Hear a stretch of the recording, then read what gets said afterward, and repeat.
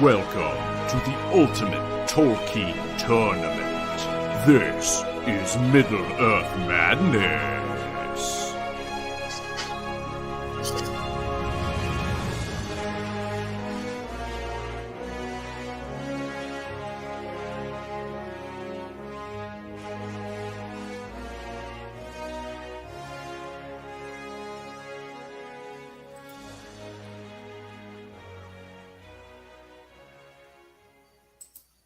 Yes, welcome to night 2 of the Middle-earth Madness Summertime Tournament.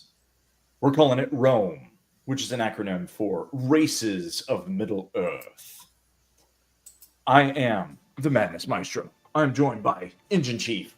We're here to have some fun and fight some Lord of the Rings characters. Glad you guys are joining us. So, we'll give you a little quick glimpse of where we're at in the bracket. Let's have a little look here, shall we? We scroll down here. You can see. We'll put this full screen for a minute. Last night we did the 8 seed battles and the 7 seed battles. So, what does that mean? Well, that means we had Balin against Haldir. Let me zoom this in just a bit. Yeah, so up there, Balin against Haldir. And Balin won that one. Then Bard against Grishna. That was Bard's win in a pretty convincing one. Then if we switch sides of the bracket here, I'll show you the 7 seeds. We had Imrahil against Ugluk. And Ugluk was the winner there based on a poor decision, poor strategy, you might say, by Imrahil, trying to chunk spears and lances, use ranged combat instead of melee, and it ended up being the death of him. And then we had Legolas against Thrain, and I guess Thrain rhymes with slain, because Legolas got the wait. What? No. Sorry about that. I'm missing. I thought that didn't sound familiar. Legolas's dada. And Gimli's dada, we had Glowing against Thranduil, and Thranduil ended up winning that one. Sorry about that. I'm previewing tonight's games already. So tonight's fights, nice segue there, inadvertently. Tonight we are doing the 6 seeds in the bracket, and that'd be Legolas against Thrain, the Battle White against Eomer, and then switching sides again here, we got the 5 seeds to bring up the end of the nightcap. Galadriel against Thorin, and Azog against Faramir. So that's what we're doing. Engine Chief, any initial thoughts before we kick off our first fight? No, feels a lot like last night, especially when you had the Battle of the Daddies there. Yeah, certainly. Because, Legolas and Thrain, Legolas's dad fought last night in Thranduil, and then Thrain's son, Thorin, is going to fight tonight. Actually, that's our first fight. We're going to have Galadriel, the Lady of Lorien, against Thorin Oakenshield. So, how you think these stack up, at least in terms of your first thoughts, probably depends a little bit on what Tolkien materials you've experienced most recently, right? If you've only ever read the books, you see that ring on Galadriel's finger and you think, well, that's one of the 3 elven rings. What chance does Thorin really have? And you might think the same, especially if you saw the recent disaster of a show on Amazon, Rings of Power, where apparently Galadriel is some, basically a dude elf, like she might as well be Feanor out there, wielding blades and doing backflips and all that kind of stuff before she even had this ring of power. So if that's the Galadriel you're picturing, this is going to be a beatdown, right? But I think what we're going for here is the truest version of the character according to the lore. And that's the Galadriel more of the Third Age, bearing Nenya, the Ring of Adamant. So Galadriel of Lothlorien, not a blade wielder at all. an enchantress of Lorien, just exactly how you see her in the story. Against Thorin, who, you've seen his hand there, that would be Orcrist, an elven blade, which he wielded, of course, at the Battle of the Five Armies. So we're going Battle of Five Armies, Thorin from The Hobbit against Galadriel to kick things off tonight. So let's see what the battle engine has to say about this. Boom. Green line is Thorin Oakenshield. Blue line is Galadriel. So gives you a quick snapshot of all the skills that are going to come into play throughout the fight tonight. And so, Engine Chief, take it away. What stands out to you here? Well, I mean, it reminds me of the fights of last night again, is you've got a melee character, Thorin, and you've got a ranged character, Galadriel. So it's clash of styles. Styles make fights, right? Absolutely. So you see the big armor advantage there for Thorin. Yep. It says here, 7% of the time, each one will be fighting with their offhand. When that happens, like, for example, Galadriel used their close-in weapon. Thorin's heavily armored against that, right? Exactly. And likewise, you look at it the other way, the magic and the spirit items. But yeah, it's opposites. And it says it kind of in words there. Thorin should be able to wound in melee. Galadriel should be able to do things in range. So I feel like it could be rather short, right? They each attack the other's weakness in a way that could mean they do damage early. 12 rounds. That's my prediction. You're setting the over/under at 12. That's it. Nice. Yeah. So I'm looking at Thorin's deflection there. Now, dwarves, of course, they're good on defense, right? They have great armor, great smithcraft, and that leads them to have good defense. Typically, like you see, as 88 armor value. Only a few characters in this tournament are going to do better than that, and they're probably all dwarves, to be honest with you. I don't think any other elf or man can boast 88. Now, that doesn't actually do him a lot of good against a ranged attack from Galadriel. You'd be looking at his deflection value, which is 78, a little lower, right, against a ranged attacks. So, yeah, I mean, look, I think they do have the same seed, of course, and it shouldn't be a total beatdown, but this feels like a pretty clear advantage to Galadriel. So yeah, I agree with that. But you never know until they fight, for you are never out of the fight. Someone proved that last night, by the way, in a pretty amazing fashion. Was it glowing? One of the dwarves. Wait, who was that last night? Already forgetting. That what? Was on the edge of death and Oh. hung in there for round after round and almost pulled it out. I'm forgetting. But it's going to be posted online, so check out our YouTube page and you'll know what we're talking about. For now, let us fight.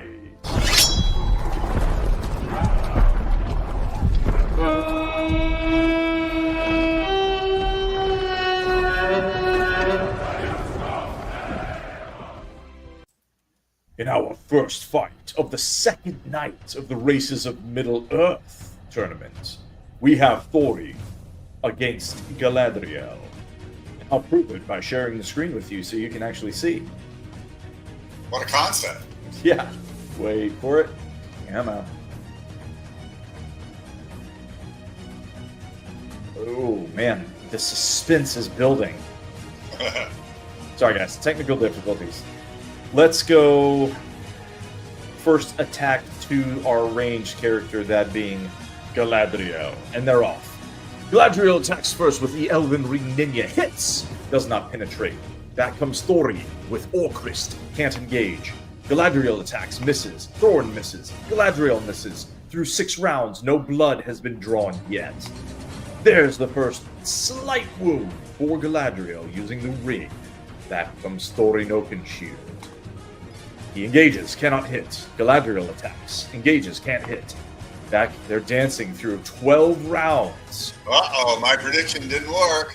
For all you that took the over, Money in the Bank. Oh, one wound there by Galadriel. Only slight. The armor of Thorin doing its job. Back comes Oakenshield. He attacks, can't engage. Galadriel counters, engages, can't hit.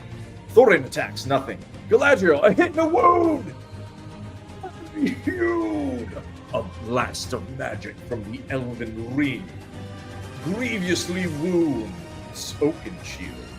But it is not over yet. Can he hang in there? Dwarves have been known to do this. Thorin picks himself up, dusts himself off, and attacks. He hits and wounds! Slight smite! He's back in the fight. But still a significant advantage for Galadriel in 8 through 18 rounds. Back comes Galadriel. Hits! Wounds! Down to the very edge of death. Oh boy. Back to a huge advantage for the Lady of Lothlorien. Can Thorin pull a miracle? He attacks. Nothing. Galadriel, can she finish it? She can't. Back comes Thorin. A wound there! Only 4 damage. Not enough. Back comes Galadriel. A hit!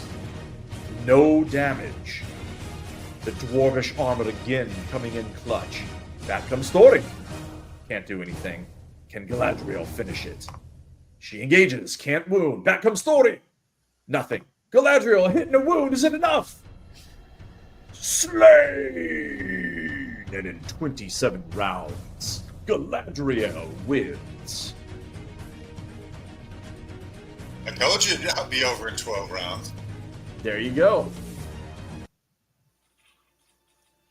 Yeah, so pretty good fight there, but again, kind of played out like both of us called. Just a little too much power, really, from range, especially for Galadriel there. Again, if you're familiar with the lore, probably no big shocker.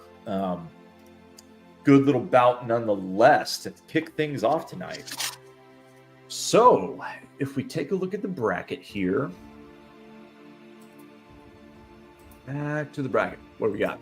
So, obviously, Galadriel will advance in our 5-seed slot to take on the winner of our next fight tonight, Azog the Defiler, against Faramir, son of Denethor, captain of Gondor.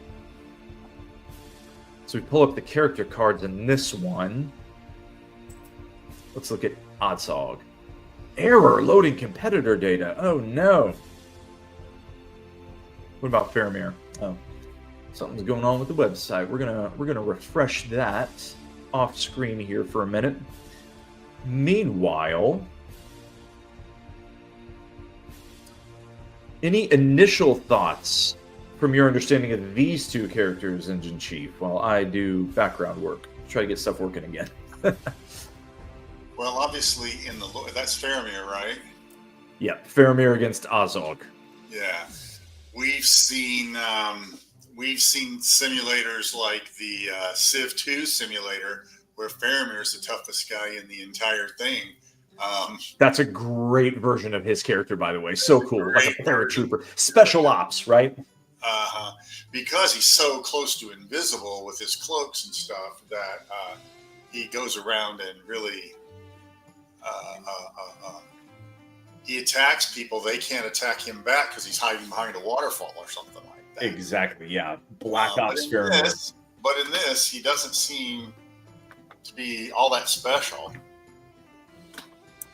It's all relative, right? In most renditions, he's not that special. Yeah. I mean, look, the whole thing in the movies or books is that he's not his brother, right? He's been told his whole life, you're not your brother. His dad tells him, you're not really your brother. Wouldn't it be nice if you were actually as cool as your brother? Poor guy. And then he actually comes out on top of his brother in the end, which is the really cool story arc. But in terms of raw stats, no, he's not Boromir. He's not as strong. let me just see if I've got the website refreshed here, and we can. Yeah, it looks like we're good to go here. Let me try pulling that back up. Just show folks real quick our next fight. All right, is that looking good? We back in business?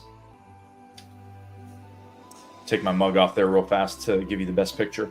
Okay, so if you go to MiddleEarthMadness.com and you click on bracket tracker in the upper right there, I think you have to hit one more button once you're there. See the Rome bracket, and then that brings you here. Any of you guys, anytime, can go and check this out for yourself. So bring up the bracket, click any character, and it brings up your little version of the baseball card, the stat card for each character.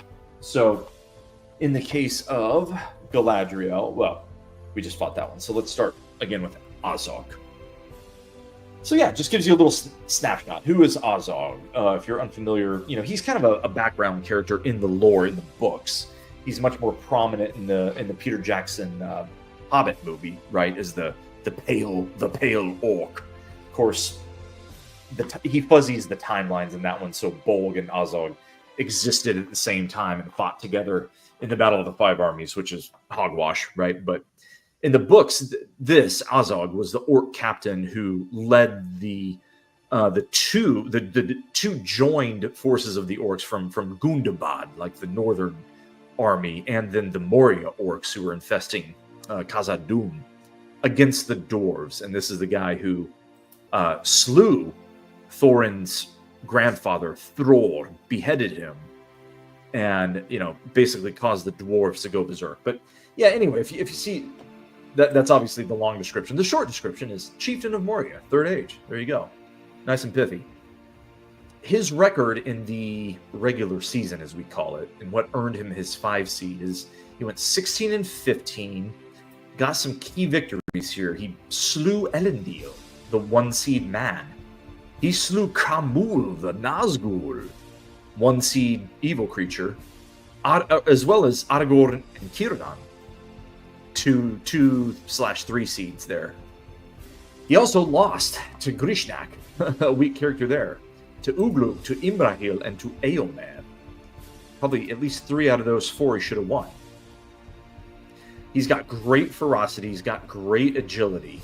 He's got elite ferocity, come to think of it. Good valor, good toughness on defense. The right-hand sides are, defensive stats. Left-hand side, offensive stats.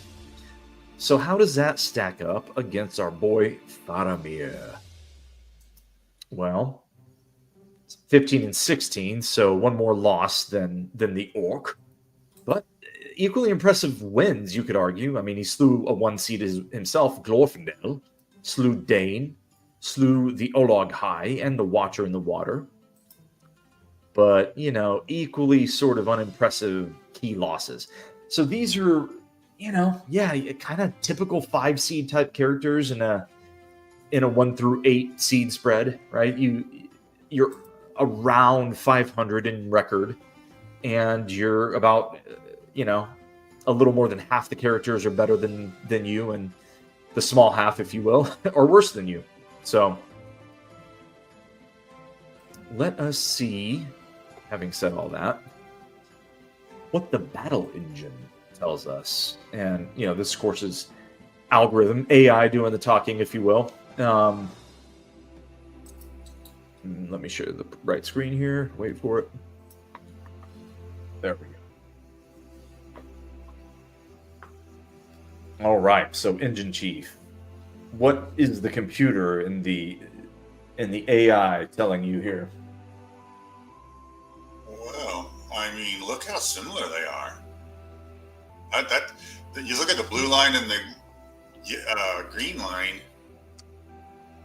I see a lot of similarities. Yeah. Yep. The advantage to Faramir seems to be on his ranged attack. Now, Faramir is pretty much the quintessential hybrid character, right? He's almost as good in ranged combat as he is, in melee, right? Because he's a ranger. He's a ranger of Athelion. So his accuracy and piercing are both quite a bit better than Azog's. But look at line 1 there. Faramir's going to use melee combat, which surprises me given that the opponent is Azog. Yep. But kind of a low percentage, only 78% here. Yeah, so they'll both be doing both. Yep. Yep, the battlefield dictates that they'll both 25%, about a quarter of the time, they'll have to use their less favorable attack. Well, Azog's also going to go ranged here. This is weird. Yeah, that's weird. Look at it. It says Azog should be able to engage in melee, and he should be able to wound in melee. So he chooses not to melee. Can't claim to understand that. Yeah. But that being said, neither of their ranged attacks are terrible, although Azog's, you definitely wouldn't say it's impressive. 60 and 65 accuracy and piercing versus, his best stat is his ferocity. Yeah. Well, a stat that's not shown is, do these guys, it's like a professional boxing match where they have 6 months to train for their opponent, and they have spies watching that opponent, and they know everything about him? Or is it one of these things where they come around the corner and suddenly have to fight each other, and they barely glance at the guy and have to make a snap decision? Well, the answer is we made it a little bit in between there. They're out on the field someplace. They see each other. They approach. You've got a minute or something like that to look at the guy and decide. You don't always decide correctly.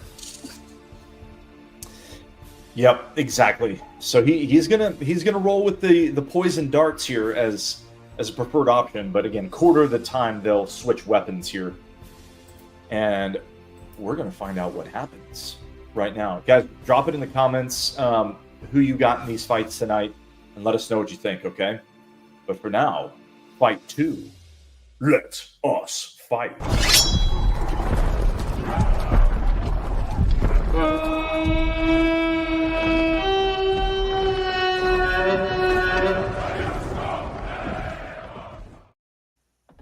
In the second fight of the second night of the Rome tournament, Races of Middle-earth, we have Faramir against Azog. Let us fight. First attack goes to Poison Dart by Azog, the Defiler. He hits, draws first blood right off the bat for Faramir. Comes back, attacks, can't hit. Back comes Azog, nothing. He did have to use his Orcish Scimitar there, so he opted for melee, but didn't work for him. Back comes Faramir. He engages, can't hit. Azog attacks, hits, wounds with another poison dart. Faramir down 5 points of damage already, but he picks himself up and attacks. Engages, can't hit. Back comes Azog. Engages, can't hit. Faramir can't engage. Azog hits, doesn't wound. Faramir attacks, nothing. Azog engages, can't hit. A hit and a wound by Faramir. Slain! A death stroke by the Ranger of Gondor. Decapitates Azog in one hit. So what did we know? Look at that. Faramir in round 12 did use melee, and it worked. There you go. And that, ladies and gentlemen, is almost literally, not quite literally, how dice simulated combat works. But, we pointed out it's not a huge upset either way because they're very, very even characters, both 5 seeds, obviously, in this tournament format. You're getting even battles right off the bat. That's the cool part of the tournament, right? That's the strength of this format is right off the bat, we've got evenly matched guys. But even in an evenly matched fight, it's combat. So the beauty of the battle engine is on any given virtual dice roll in our battle process, you can get a death stroke, and that's what you just saw from Faramir. Shout out to Hanti if he's out there watching, one of our co-founders here. I know he's got a soft spot for Faramir, so drop it in the comments if you want, Hanti, if you're watching. I know that's your guy, even though your team elves in this field is what the word on the street is. So there you have it. Who is next tonight, guys? We've got... Let's get our bracket back up. Wait for it. All right, so yeah, those were our 2 5s. That sets up Galadriel against Faramir for a friendly-on-friendly elf versus man battle in the next round. That should be interesting. And then as we switch sides to the right side of the bracket, again, if you want to see all this on your end, guys, go to Bracket Tracker subtab of MiddleEarthMadness.com. And you have your interactive brackets. It's not too late to make your own, by the way. It's late. Of course, it won't be, officially scored, but this is a free contest, right? No one's winning any money here. So it's not really too late. Go in, make yourself a bracket. It's all for fun. So, switching sides, our next fight, we've got Legolas of Greenwood, formerly Greenwood, now Mirkwood, fighting Thrain.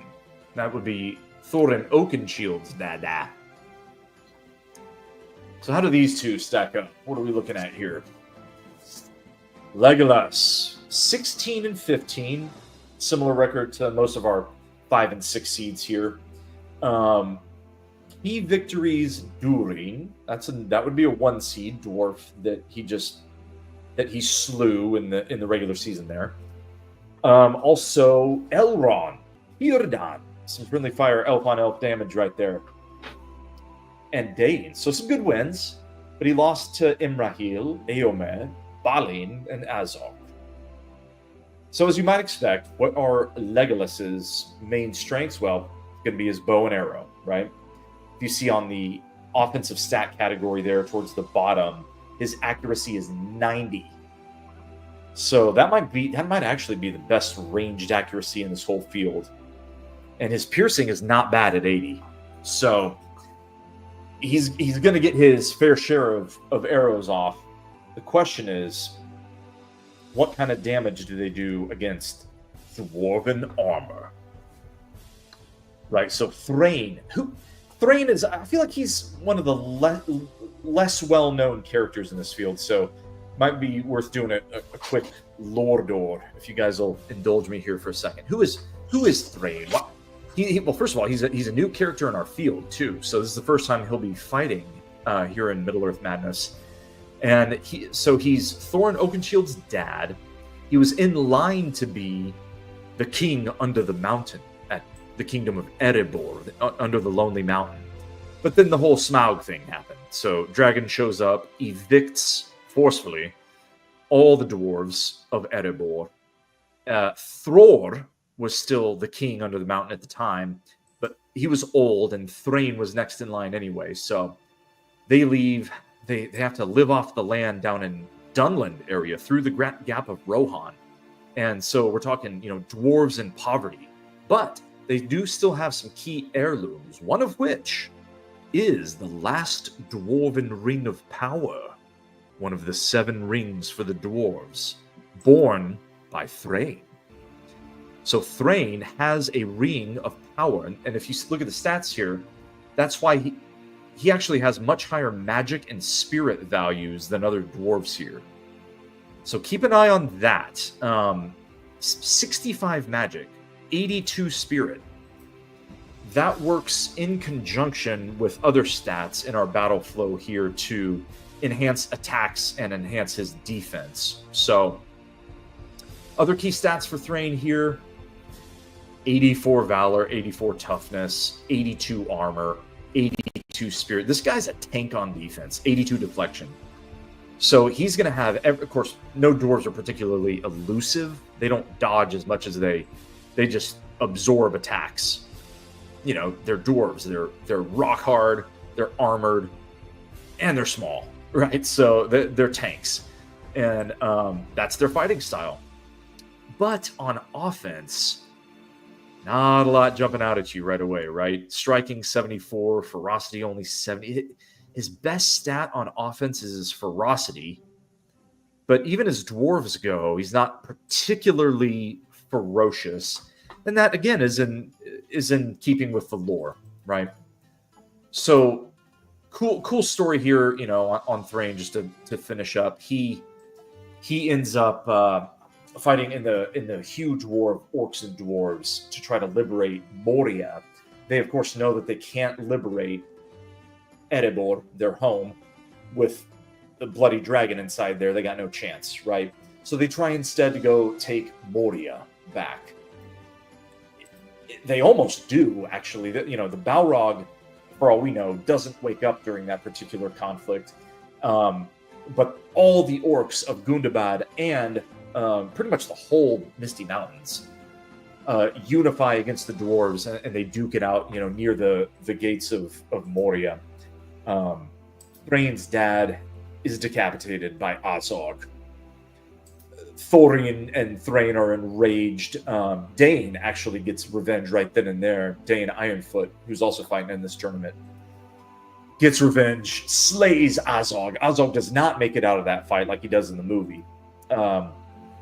It's done. Dwarves win the day, but they don't liberate Moria, right? That doesn't happen until Balin's expedition, and that's not even liberation. They of course they encounter Durin's Bane, and none of those dwarves ever make it out of Moria either. So it's a tragedy. The whole story of Thrain, it's a tragedy, and that's not even the worst part, because he slowly starts to lose his mind. After a brief 20 years in the Blue Mountains, they regain prosperity a little bit. The dwarves that you end up meeting in the events of The Hobbit, of course, are living there for a good 30 years of their lives out in the Blue Mountains. That's far western Middle Earth, out near the Grey Havens, actually. And they find some minerals and some gems out there, enough to become somewhat prosperous again. But Thrain, he's got that dwarven ring, right? And the dwarven rings, they're rings of power, but think of them more as, initial capital towards building a dwarvish horde, which Thrain starts to do in the Blue Mountains after his dad's death. So he's using that ring of power, not to defend his kingdom like the elves kind of do, but more to reaccumulate mines. I think of it kind of like, it gives you luck, of course, finding things like mithril, which that doesn't exist in the Blue Mountains, but they found gems, I know, in the Blue Mountains, and gold, right? Good old-fashioned gold, so valuable.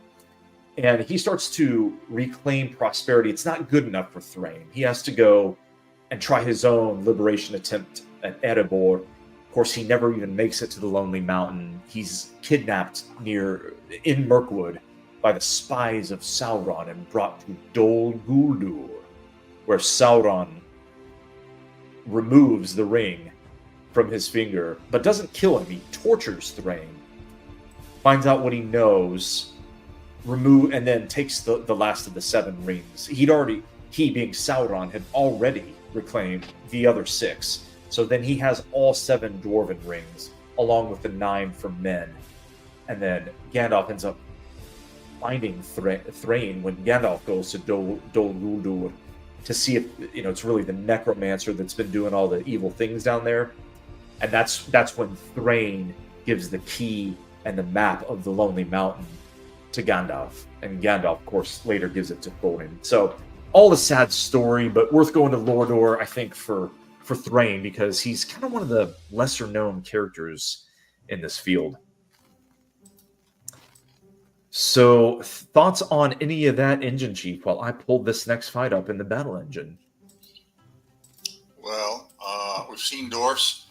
We've seen dwarfs do well in this tournament, and if he's the toughest dwarf of them all, you gotta worry. How's he gonna do? Gotta respect him. Yeah. I mean, I'm curious to see kind of. We've seen other characters like Galadriel and Círdan use their rings of power in the simulator, and I mean, you gotta say it helps, but it's a good weapon. It's a strong weapon. Círdan made an Elite 8 run first tournament of the year, and last year he was fell. And then Galadriel punches above her weight, of course, using mostly that ring, right? So Is it enough? Let me get the battle engine up and we can compare stats here. Is it enough to make you want to favor Thrain over Legolas? That is the question.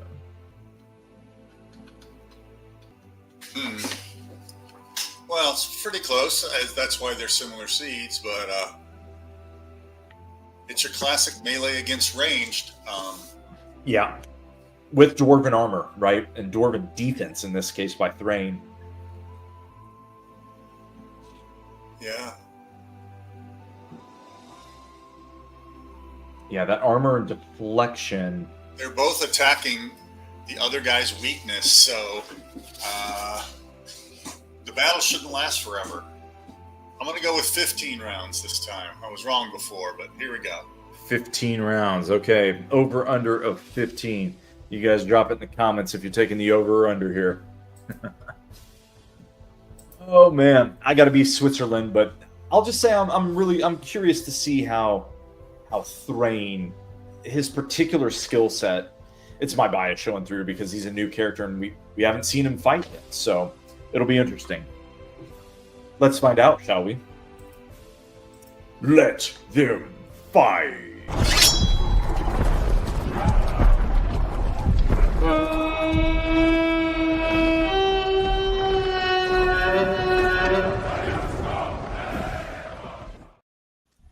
In the third fight of the second night of the Races of Middle-earth tournament, we have, fighting for the first time, Thrain of Erebor against Legolas of Mirkwood.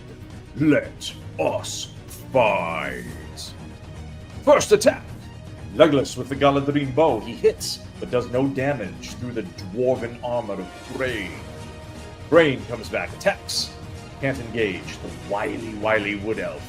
Here comes Legolas. Hits again.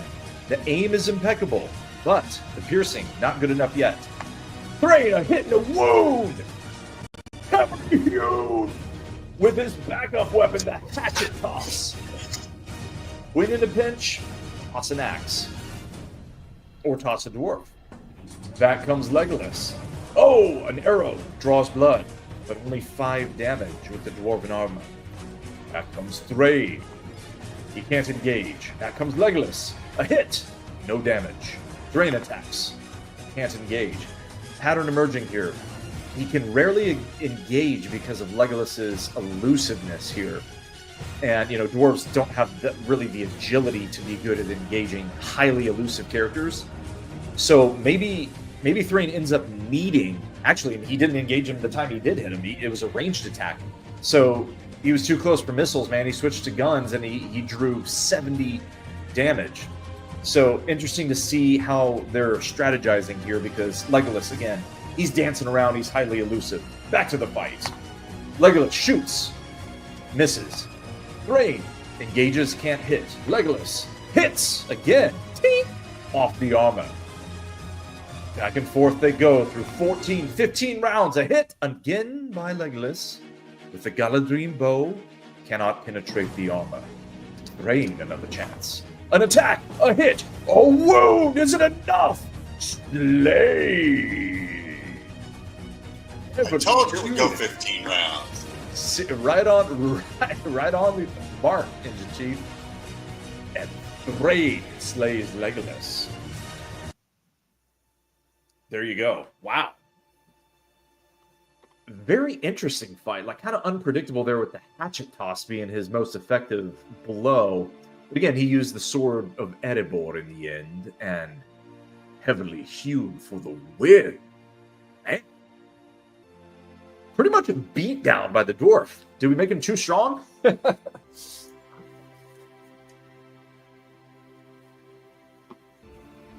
don't think so. I mean, you saw how the stats sort of stacked up there in the pregame, and he in the preseason when we do a round robin, everyone fights everyone, and his record was what his record was, which was I'm trying to remember now. I'm not gonna pull the character card back up for you guys. 17 and 14, but pretty much close to 500, give or take a game. So. There you go. All right, back to the bracket. I am going to pull up his character card because now I'm curious. Yeah, Thrain was 14 and 17, so 3 games off 500. Whereas Legolas was 1 game up. So you have to say that was an upset, I think. Although, again, not by much.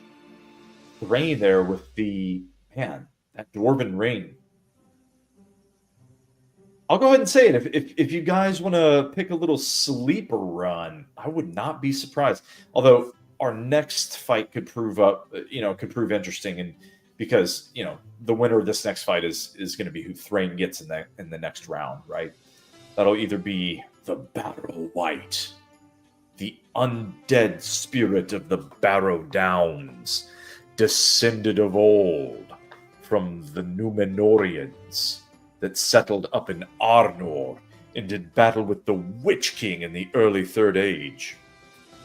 The Witch King, via his dark arts, his dark sorcery, transformed the dead into the undead and called them back to fight. So of course you guys remember in the Fellowship of the Ring, after the hobbits visit Tom Bombadil's house, they're out on the Barrow Downs, and of course these are old English words that didn't really make it into modern American English. So, what is a barrow? What is a down? Right? And what is a dale? Place where the land goes up. It kind of is, yeah. And what's a dale? And what's a down? And what's a dell? And what's a barrow? Right? So the answer is a barrow is basically a crypt, a grave, a tomb, a stone. Well, it's derived kind of from those druid parts of the British Isles where standing stones were built by ancient people, man. Like 1000 BC, they had standing stones erected in England, in the British Isles, in Ireland too, I think. And they're everywhere. And these druid type people, whoever these people were, Engine Chief, remind people what druids do. They dance naked in the forest. Correct. Yeah, so they were dancing naked in the forest and making standing stones or something. And anyway, that's what a barrow is. It's a tomb with a standing stone, and there are a bunch of those in the downs, which are sort of hills, but low, like hills with bogs in between them, right? That's how I picture them, at least. Are you thinking of the Cotswolds, Engine Chief? I'm thinking of Sherlock Holmes' adventure with Silver Blaze. But anyway, back to the battle. Hey man, it's British. You're on the right track. Yeah. So a lot of weird words here, but a white is a ghost, right? Think of it as an undead ghoul or ghost, right? A white, and a barrow is so barrow white means tomb ghost, undead spirit. How'd he do in the preseason? Well, not well. 13 and 18. He's a 6 seed. He did slay Elendil and Aragorn and the Olag High and Círdan, so he's got some upside. 4 of those 13 wins were against studs. Now, he lost to, by rough count, 2 of the 8 seeds, Bard and Grishnak, and Valain, Old Dwarf, and Imrahil, decently mid-range man. So, I don't know. What are his strengths? 90 stamina, pretty good. Not a whole lot else on offense. 80 valor, 88 elusiveness. So, he's a white. He's dodgy. He's dexterous. 85 dexterity. He can dodge ranged attacks. He can make it very difficult for his opponent to engage him in combat when you're looking at those bars flash back and forth at the top of the battle engine screen. Tough to engage an undead spirit, after all. It is known.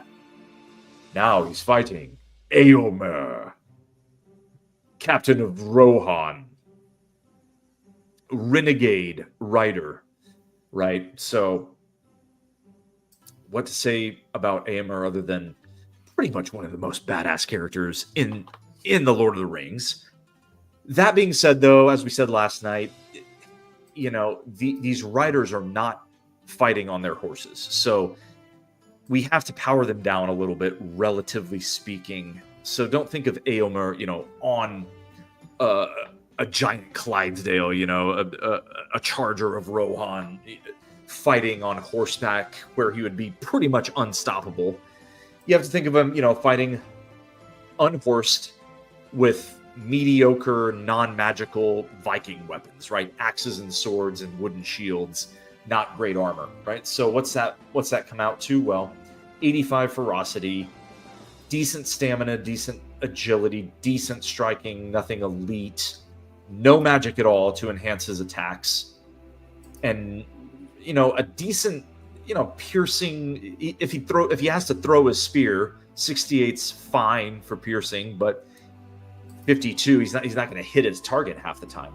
So, but on defense, 90 valor, that's going to do things for him, along with 72 toughness, 70 elusiveness. Look, he's a 6 seed at the end of the day. I wish I could make him more powerful than that because personal bias, he's one of my favorite guys. But that's what we're working with, and that's where we're at. So, thoughts on any of that while I queue up the old battle engine? Still very interesting, though.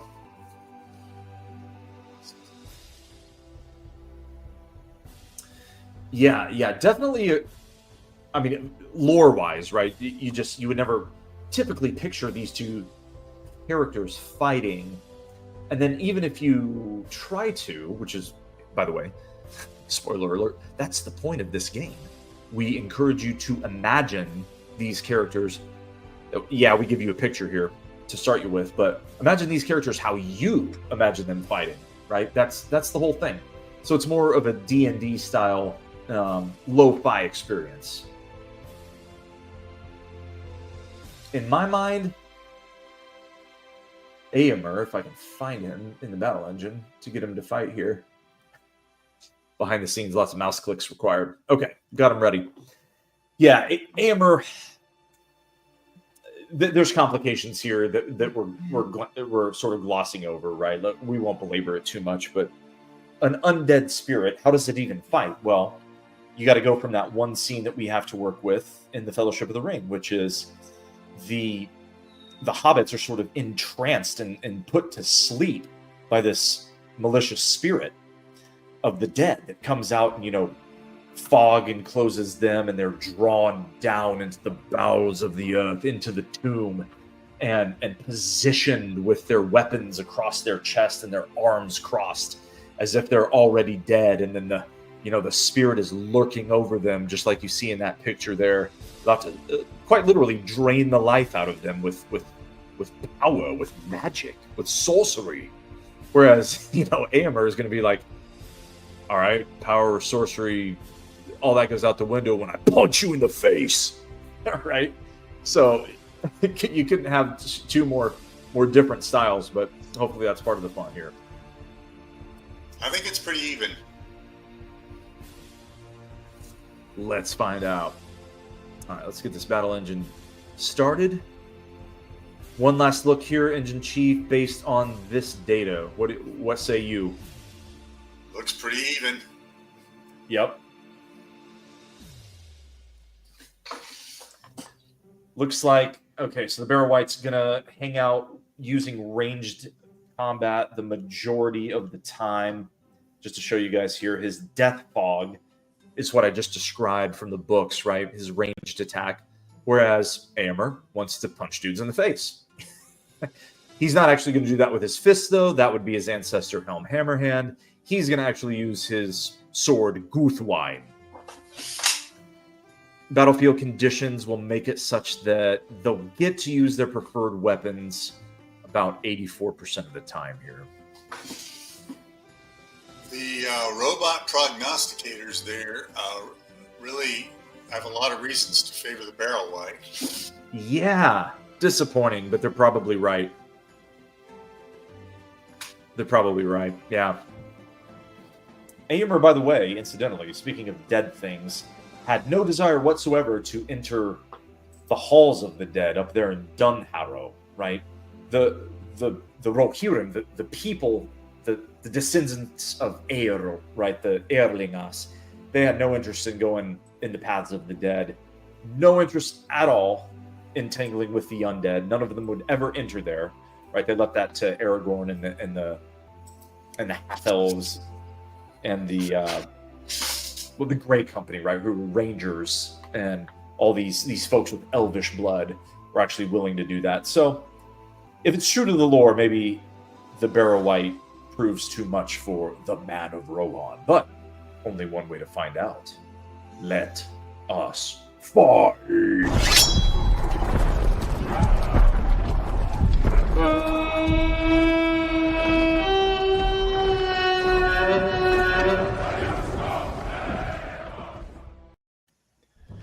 In the final fight of the second night of the Races of Middle-earth tournament, we have Eomer of Rohan against the Barrow Wight of the Barrow Downs.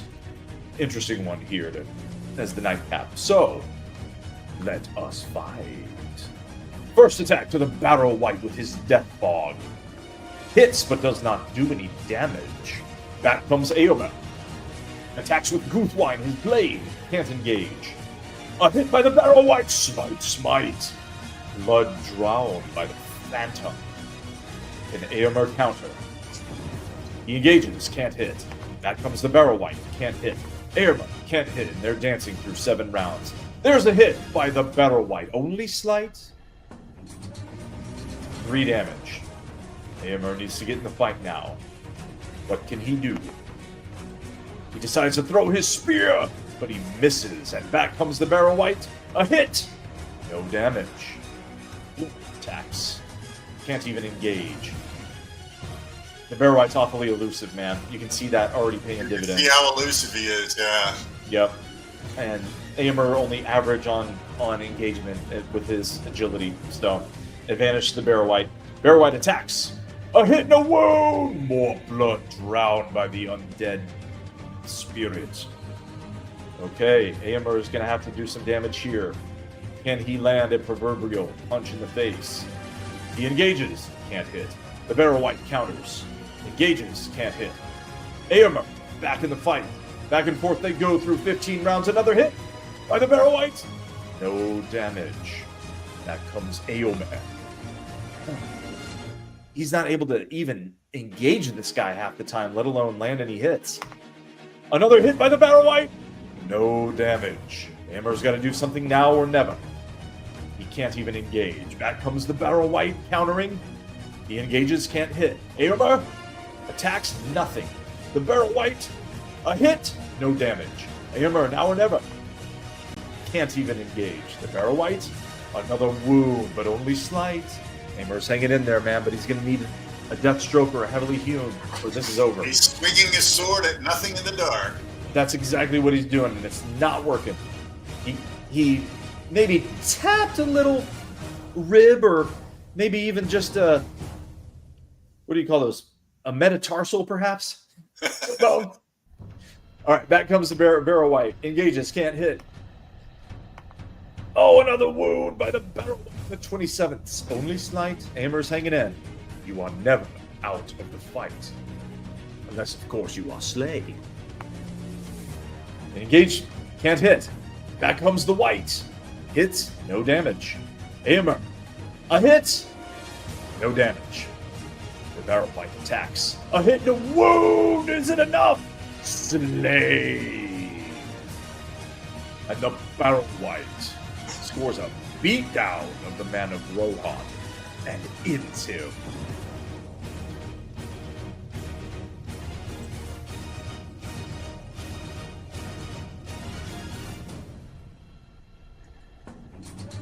There we have it.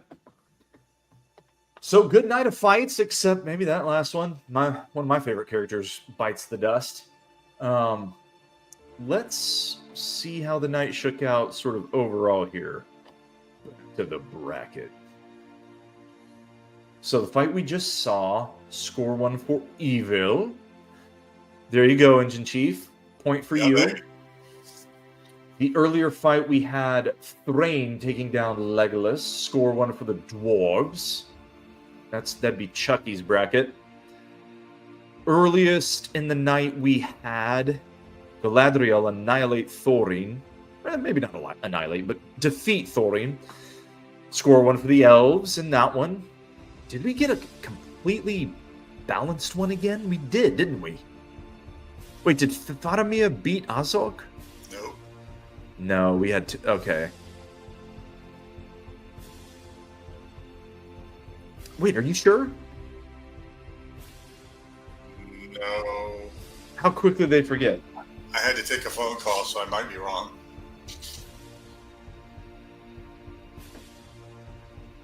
There we go. Well, I think you're right. Azog won that. So we had 2 evil victories. Ooh, good job for you. Well, so that would put you in the lead if we're right about that, Engine Chief. So good on ya. Well, but not really, because there's as many or more points in selecting individual battles as there are in selecting a race. So In this first round, yeah. We'll have to compute that and post it. Yep. Good call. So in the second round, we're going to have Galadriel taking on Faramir. I think Faramir did win that. I think, because I remember saying that's going to be a friendly battle in the next round. So I think it's split the same way it did last night. We had an elf, man, dwarf, and evil creature all win battles. So the balance is impeccable so far. So Galadriel against Faramir on that side of the bracket. And then how's it set up over here? We're going to have Thrain against the Battle White. Dwarf against evil. All right, very good. So tomorrow night, guys, tune in for our 4 seeds and our 3 seeds fighting. Who is that? Well, that's Gimli against Gil-galad. That's also Boromir against the Watcher in the Water. 2 that actually tangled in the events of the book, at least for a minute. And then switching sides, who we got on the 3 seed side? We've got Círdan against Dane Ironfoot. And we've got Helm Hammerhand against the Olog High. The bigger those 2 are, the harder they fall. That'll be a fun one. And there you have it, guys. Another fun night in the Chamber of Death. Any last words, Engine Chief, before we say goodnight? No, tomorrow night they just get bigger and fiercer. Exactly right. Yeah, especially our nightcap. Looking forward to that Helm against Olog High fight. That'll be good. All right, guys. Well, thank you, everyone, for tuning in. As always, we appreciate you guys. Check out the website, man. A lot of cool stuff on there. Check out characters. We got the character page if you want to learn more about the battle engine, all the cool stuff that Engine Chief built on our bespoke algorithm-driven, I like to say AI-driven. Although technically that's not true, I guess. But, your semi-smart algorithm there is driving our battle engine. So for much more, as the letters there on your screen say, go to MiddleEarthMadness.com. And join us tomorrow for more fights. Meanwhile, in the words of Gandalf, you can only come to the morning through the shadow. Where there is light, there is always hope. You are never out of the fight. We'll see you guys tomorrow.